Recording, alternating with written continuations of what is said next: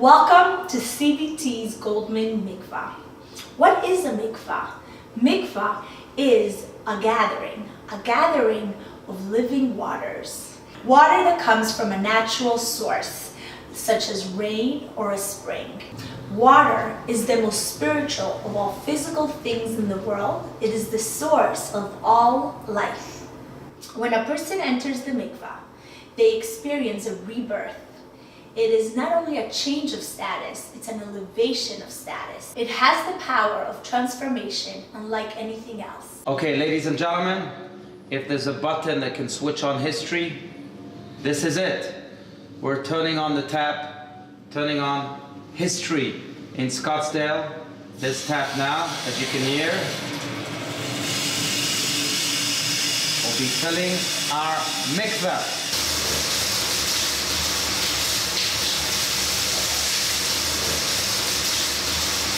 Mitzvah of Taharat HaMishpacha, family purity. Baruch Hashem, it's the 71st mikveh that we've helped to build in the United States.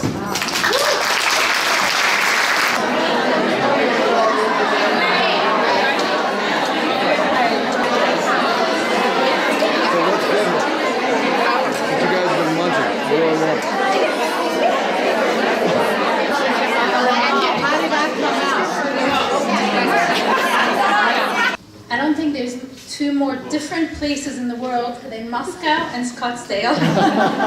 But if there's one thing that unites them, it's the mitzvah of mikvah. That's the beauty of the Jewish people. This mitzvah that has been going on for generations and generations. Since the Jews were in the deserts, that they had the well of Miriam, that was their mikvah, till today that in Scottsdale, Arizona in 2018, so much has changed since then, but the mikvah has not.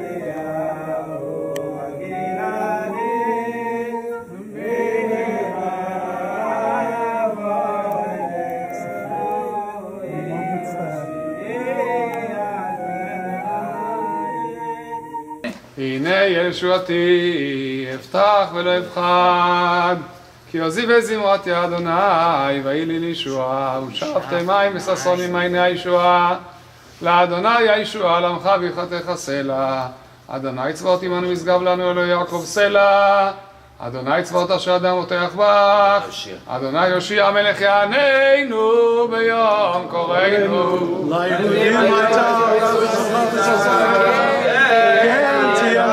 ליהודים הייתה אורה ושמחה וששון ויקר, כן תהיה לנו כוס ישועות עשיו, שם אדוני יקרא סברי. ברוך אתה אדוני אלוהינו מלך העולם בורא פרי הגפן.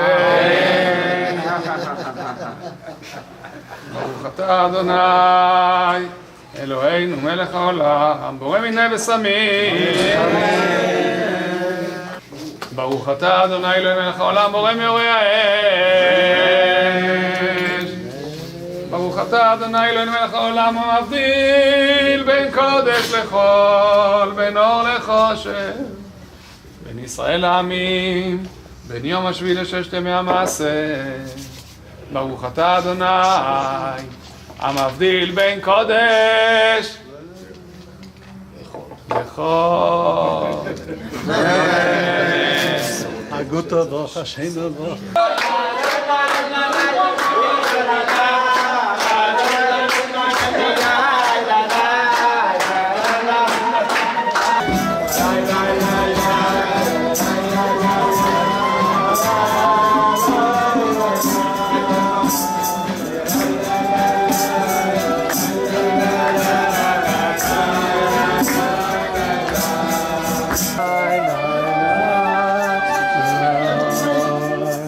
Okay,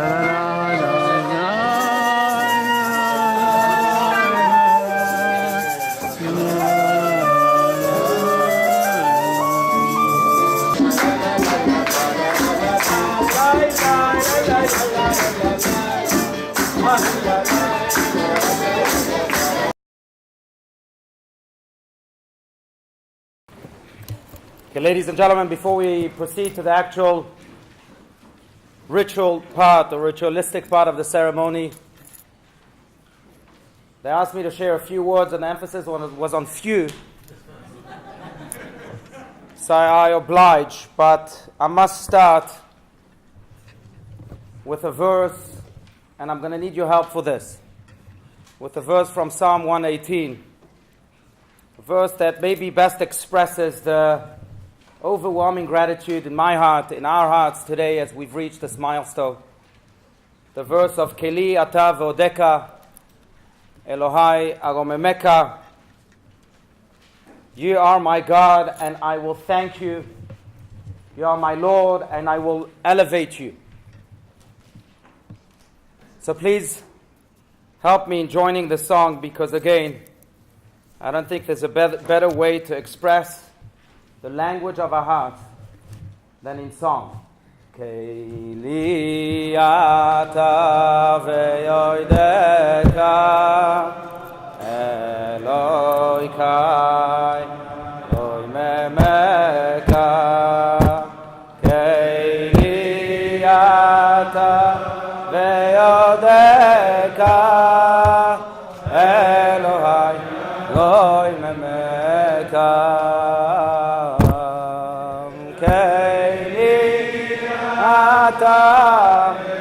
Ve'odeka,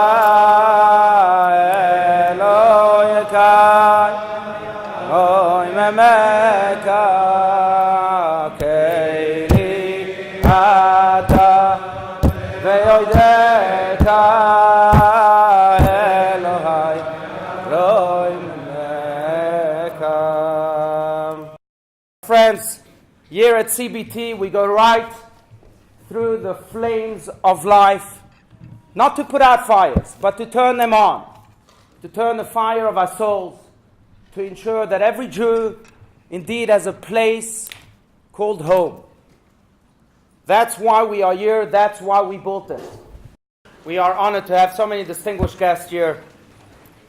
The mayor is among us, Congressman David Schweikert is here, of course Dennis Prager, Rabbi Joseph Telushkin, Elliot Brandt, Rabbi Meni, Steinsaltz, Evan Israel. But we also have two luminaries of our people, Rabbi Singer and Rachelle Fraenkel, who we'll hear from soon. I'd like to call upon Rabbi Singer, Rabbi Singer, who was my mentor in high school. He's the head of the Steinsaltz schools in Israel. He himself was named as one of the top 10 educators in Israel. As Scott said yesterday, in the world. It's because Israel is the world in a way. But I'd like to call upon Rabbi Singer to lead us with a few blessings for this Chanukat Habayit, for this dedication. בעצם כבר היו כמה פעמים של טקסים כאלו של חנוכת בית כנסת. There were a few times in our history in which sanctuaries or places for Hashem were dedicated. והמיוחד ביניהם והגדול ביניהם כמובן ששלמה המלך חנך את בית המקדש. And the most important of all was when King Solomon dedicated the first temple. ושלמה המלך עומד לפני השם ואומר, איך ייתכן שאתה תהיה נוכח פה בתוך הבית, הרי גם השמיים ושמי השמיים לא יכלכלוך. אין השמיים ושמי השמיים לא יכלכלוך. And King Solomon, at that moment of dedication, he said that the heavens and the heavens of the heavens will nourish you or nurture you. Sorry, will not nurture you. They cannot. Rachelle, please, come on. אז איך ייתכן שיהיה נוכחות של השם בתוך בית, אם בשמיים גם לא יכולים להיות? How could it be that God can dwell in a specific sanctuary, in a place, when even the heavens cannot contain him? ואז הוא מגלה לנו סוד, שלמה המלך, ואומר שזה יהיה המקום שלנו, והשם יסתכל עלינו מלמעלה, וישמע את תפילתנו, כי בעצם כל בית מקדש, כל מקדש מעט, הוא מכוון כלפי המקדש שיש בשמיים. And then King Solomon said that when we gather here in the temple and we call out to God, then he listens to us because every temple in a way is aligned with his temple in the heavens. ובדקתי היום בגוגל סקאי, בגוגל סקאי, יש גם גוגל סקאי. Okay. And he checked today in Google Sky. ומצאתי ששער השמיים, שאם אתה מותח קו מ-CBT ישירות לשמיים, זה אותו קו עצמו, זה מגיע לאותה נקודה עצמה כאשר אתה מותח קו גם מבתי כנסת של ארץ ישראל, מישיבת מקור חיים, מירושלים, מגיע בדיוק לאותה נקודה. He checked on Google Sky today and he found out that CBT right here where we're sitting right now is completely aligned with the temple of God, just as Jerusalem is, and the holy Kfar Etzion. I know them Kfar Etzion. כפר ציון בדיוק, בדקתי. Kfar Etzion also where the yeshiva is, where the high school is. But this place, no doubt, is completely aligned with God's temple. All right, ladies and gentlemen, to conclude just this part of the dedication ceremony, before we proceed to the cocktail hour. It's not an hour anymore, it's a cocktail half an hour. And later on to the main program, we will hear also from the mayor, the congressman, Elliot Brandt, the national director of AIPAC, and of course Rabbi Telushkin and Dennis Prager. It's my true honor now to call upon, I'm going to embarrass her, but that doesn't matter, a person who's been called the mother of our nation, one of the most influential Jews in the world, really one of the 50 most influential Jews in the world. With your voice and your tears and your heart, you changed our community and advanced it and gave it a push forward and upward like nothing else. This Shabbat, we read about Leah naming Yehuda. And the statement in the Talmud is that from the creation of the world until that moment, when she says, now I should thank Hashem, nobody really thanked Hashem properly until then.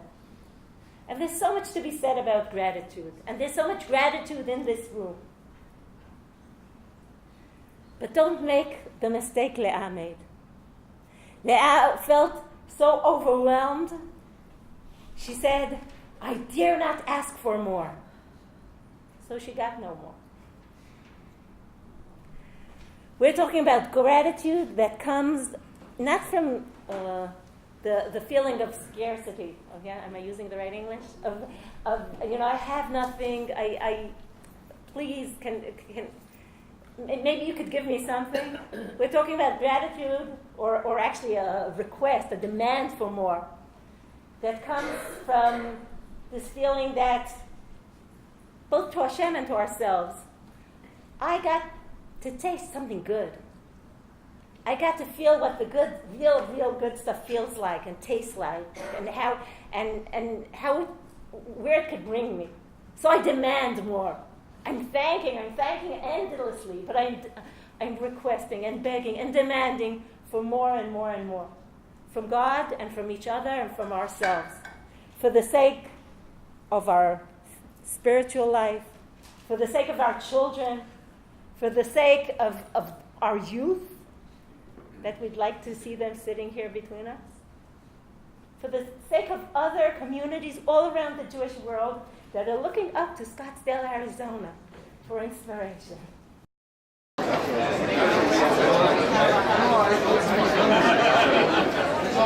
Just like I went this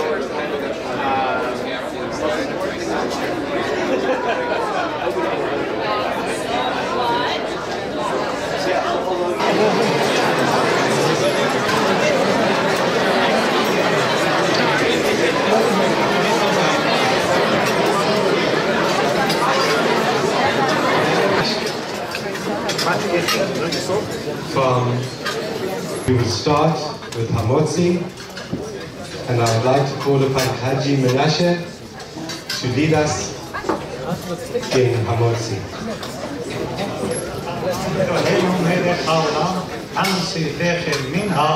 Amen. I'm the governor of the great state of Arizona, who could not be with us here tonight. We'd like to bring messages from the Honorable Governor Ducey. Go ahead. Hello, I'm Governor Doug Ducey. Rabbi Allouche, distinguished guests, honorees, and members of Congregation Beth Tefillah, congratulations on the grand opening of your amazing new synagogue. From the pictures and videos that I've already seen, your beautiful building is a reflection of the character of Rabbi Allouche and this entire community that I have come to know. You become a shining beacon of God's light to our state, to our country, and to the world. The way you have educated and served this state based on the teachings of your holy Torah and your esteemed sages with unconditional love and unreserved kindness to all is an inspiration. It gives me great pride to witness your growth as you remain dedicated to the values that have made and continue to make Arizona and this country exceptional.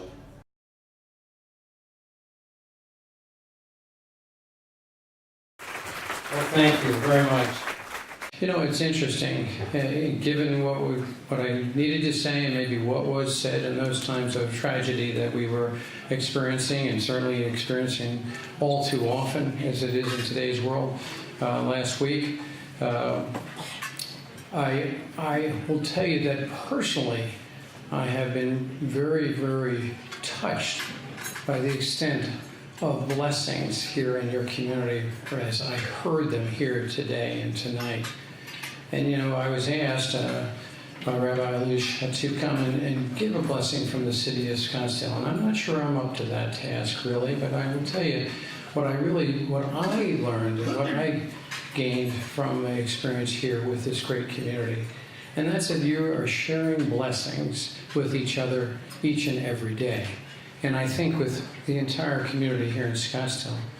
And so what I'm here to say is that I'm extremely grateful to have this community here in Scottsdale as instructive for all of us in what blessings are all about. I oftentimes talk about us all operating as instruments of God's love.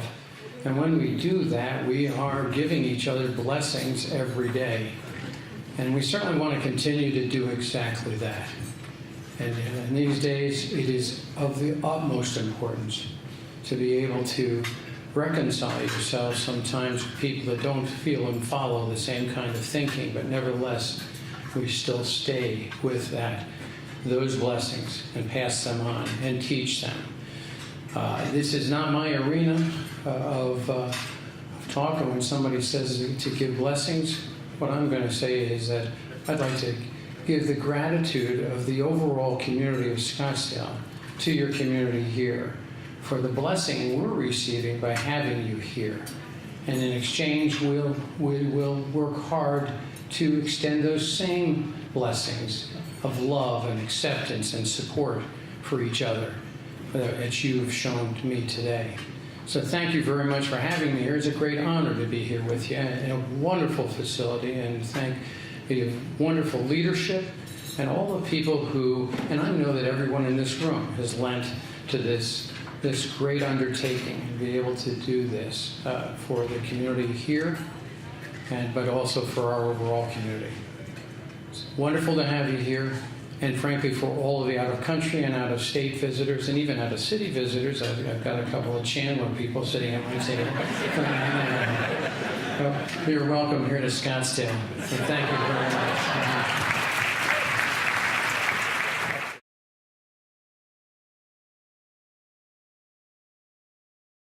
So welcome Rabbi Telushkin, who has brought us so much wisdom and comfort and good cheer to Am Yisrael. And we look forward so much to your words. Thank you for being here.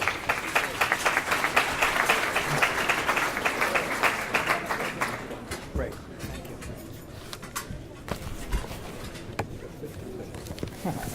Believe me, I'm aware of that. It's very, very exciting for me to be back here. I was here in January. I seldom have an opportunity to speak at a synagogue twice in the same year. And I was here when I heard of the plans you had, and the building was nearing completion. And this is very exciting for a variety of reasons. One is, we keep hearing demographic reports about not good things going on in Jewish life and pessimistic conclusions. There's a famous essay by Simon Ravitowitz, Israel, the Ever-Dying People, in which he showed that in every generation Jews predicted we were coming to an end. It starts with Abraham, who at least had a legitimate basis. He was 99 and didn't yet have the heir he wanted. I remember I was a high school student in 1965 when Look magazine ran a cover story, The Vanishing American Jew, which predicted that by the year 2000, Jews would be well on their way to extinction in America. It's now 2018. Look at the Jewish people and look at Look magazine.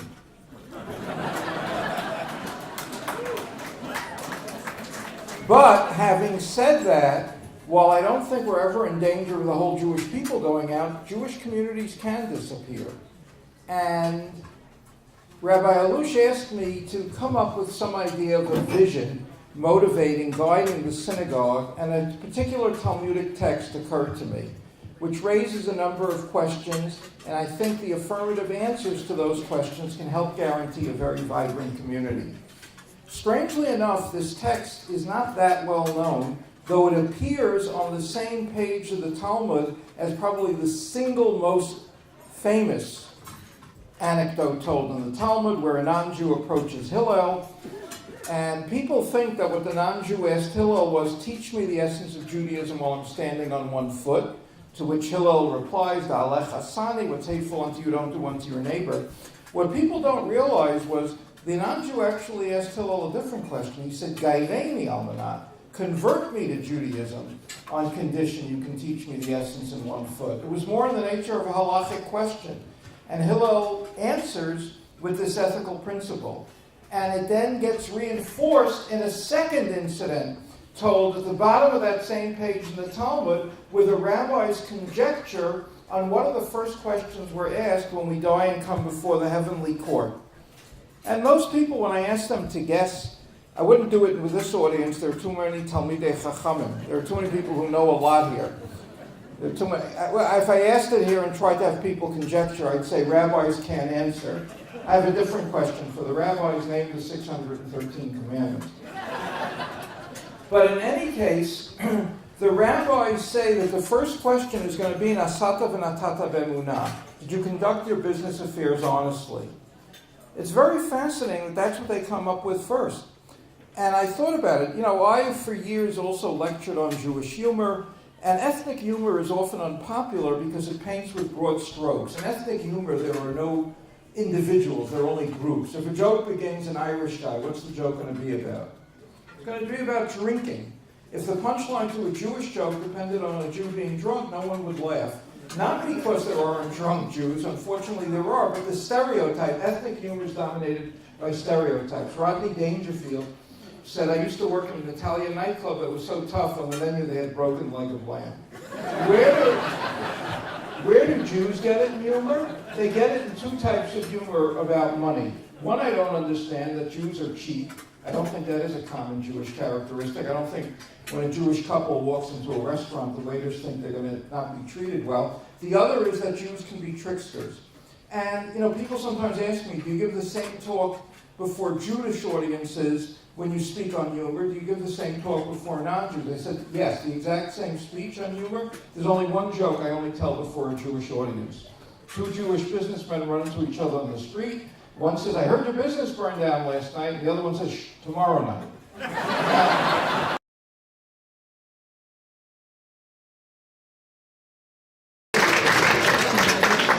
It is an honor to be here. It is a big night for you. It's a big night for your community. Everybody says, not everybody, a number of people have said even Scottsdale. They could have said even Sinai. So I don't believe even is necessary. I said to one of the rabbis earlier, Ki mi Scottsdale tetzei Torah. And I believe in that from Scottsdale shall go forth the Torah.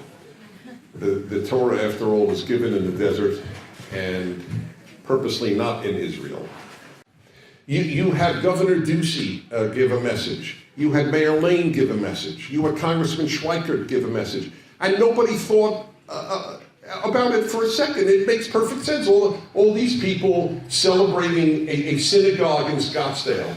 George Washington celebrated a synagogue in Rhode Island. This is America. The Golden Medina. It has been a Golden Medina for the Jewish people. Or as the Lubavitcher Rebbe put it, a Medina shel Chesed. He called it was a state of decency, of goodness. It was unique. He understood it. He wanted his followers. I was raised in the yeshiva world where they didn't celebrate Thanksgiving. But the Lubavitcher Rebbe told his followers, of course you celebrate Thanksgiving. That's exactly what you should be celebrating. It's what every Jew should be celebrating. And it is a beautiful American holiday because gratitude is the basis of goodness and happiness. You can't be good and you can't be happy if you are not grateful. Gratitude is the greatest of the traits. God bless you, Rabbi Allouche and Mrs. Allouche. You have done one great service, as pointed out by the mayor, not just to the Jews of Scottsdale, but to the Jews of America and to the non-Jews of this area. Thank you for having me.